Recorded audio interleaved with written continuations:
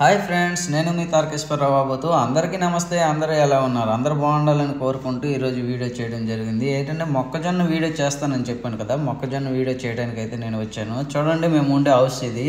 మా పక్కన వాండర్లు ఉంటారు దీంట్లో. అయితే మేము ఉండేది దాంట్లో. అయితే ఇక్కడ పార్కింగ్ ప్లేస్ కూడా ప్రతి ఒక్కరికి చాలా ఎక్కువ ఉంటుంది. అయితే ఇక్కడ పక్కనే మొక్కజొన్న అనేది నాటడం జరిగింది.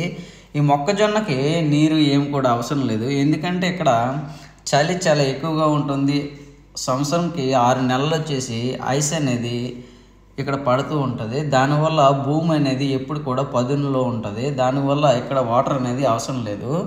అయితే ఈ మొక్కజొన్న ఎలా పాతారు, ఎంత దూరంలో నాటుతారు అనేది నేను చూపిస్తున్నాను, చూడండి.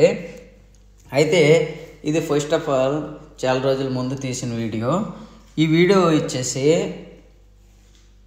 పచ్చదనంతో ఎంత చిన్న చిన్న మొక్కలు ఇవి పచ్చదనంతో చాలా బాగున్నాయి. అయితే తర్వాత ఇది మొక్కలు పెద్ద అయ్యాక ఎలా ఏంటి అనేది కూడా నేను చూపిస్తాను. మొత్తం వీడియో నేను పెట్టేసుకున్నాను ఫస్ట్ ఆఫ్ ఆల్. అవన్నీ ఎడిటింగ్ చేసి మీకు చూపిస్తున్నాను. ఇప్పుడు చూడండి, లాంగ్ నుండి చూపిస్తున్నాను. ఇప్పుడైతే మొక్కలు ఎంత డిస్టెన్స్ అంటే ఒక మొక్కకి మ్యాక్సిమంగా జానడు అంటే 100 ml దూరంలో అయితే ఈ మొక్క నాటడం జరుగుతుంది. అయితే ఈ మొక్కకి మొక్కజొన్నలు కూడా వచ్చాయి, చూడండి. అవి కూడా నేను చూపిస్తున్నాను. అయితే ఇక్కడ మొక్కజొన్నలు కూడా ఇవన్నీ కూడా మార్కెట్కి అయితే వీళ్ళు అమ్మడం జరుగుతుంది. మొక్కకి మ్యాక్సిమం ఇంత డిస్టెన్స్లో అయితే ఇక్కడ నాటుతారు.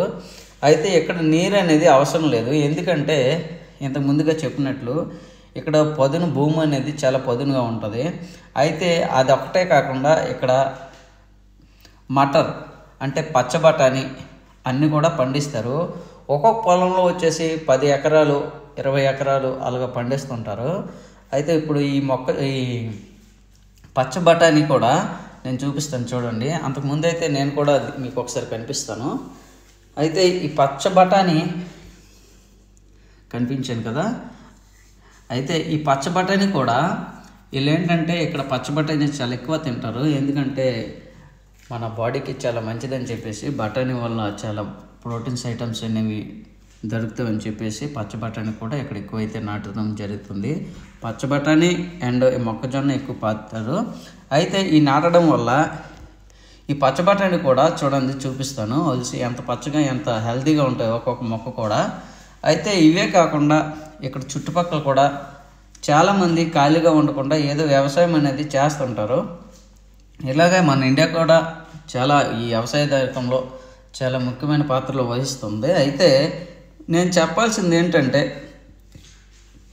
మనం ఫ్యూచర్లో మంచి ఫుడ్ తినాలంటే మనకనేది నాణ్యమైన ఫుడ్ దొరకాలంటే ఇక్కడ వీళ్ళు ఏం కూడా వేయట్లేదు, పిండి అలాంటివి ఏమీ కూడా వేయట్లేదు.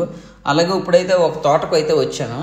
ఈ తోటలో యాపిల్స్, తర్వాత అక్రోడా, తర్వాత అలాగే చాలా రకాల ఐటమ్స్ అయితే ఇక్కడ కూడా వేసున్నారు.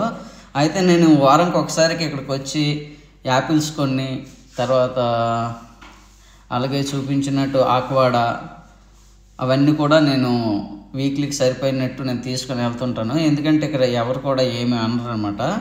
రోడ్డు పక్కన అలా ఉంటాయి, మనం తీసుకొని తినొచ్చు. అయితే చూడొచ్చు మీరు, ఇక్కడ యాపిల్స్ అన్నీ కూడా నేను వీడియో చేయడం జరుగుతుంది. నేను తీసుకొని కూడా వెళ్తాను, అవి కూడా మీకు చూపిస్తాను. అయితే ఇది అయిన తర్వాత నెక్స్ట్ ఈ యాపిల్స్ తీసుకున్న తర్వాత ఈ యాపిల్స్ ఈ తోటలు మొత్తం చూపిస్తాను. ఇవి అయిపోయిన వెంటనే నెక్స్ట్ నేను ఆకువాడ కూడా 2 ఫ్రూట్స్ అయితే తీసుకుంటాను, అవి కూడా చూపిస్తాను. చూడండి ఇవి ఎంత బాగుంటాయంటే, ఎలా అంటే ఏదైనా సరే మన చిన్న చిన్న ప్లేస్లు ఉంటే ఇవి ఇలాంటివి వేసుకోవడం చాలా మంచిది. అయితే ఈ ఆకువాడ చిన్నది, అయితే నేను వేరే పక్కన నేను చూస్తాను పెద్దవి ఏమైనా ఉన్నాయని చెప్పేసి. ఇలాంటివి అయితే మన ఇంటి పెరట పక్కన కానీ లేదంటే చిన్న చిన్న ప్లేస్లు ఉండే దగ్గర వేసుకుంటే మనం తినడానికి బాగుంటాయి, ఎందుకంటే కెమికల్స్ ఏవి కూడా ఎక్కువ వేసుకోం కాబట్టి. చూడండి పెద్ద పెద్ద ఆకువాడ. అయితే ఇవన్నీ కూడా నేను తీసుకొని అయితే ఈ వారానికి కొద్దిగా యాపిల్స్, ఈ ఆకువాడ ఇవి తీసుకుని వెళ్ళి నేనైతే ఈ వీక్లో ఈ ఫ్రూట్స్ అయితే వాడతాను. అయితే మీరు కూడా ఎంతమంది ఇలా వీక్లీ రోజు ఫ్రూట్స్ వాడుతున్నారో అందరు కూడా లైక్ చేయండి. Thank you.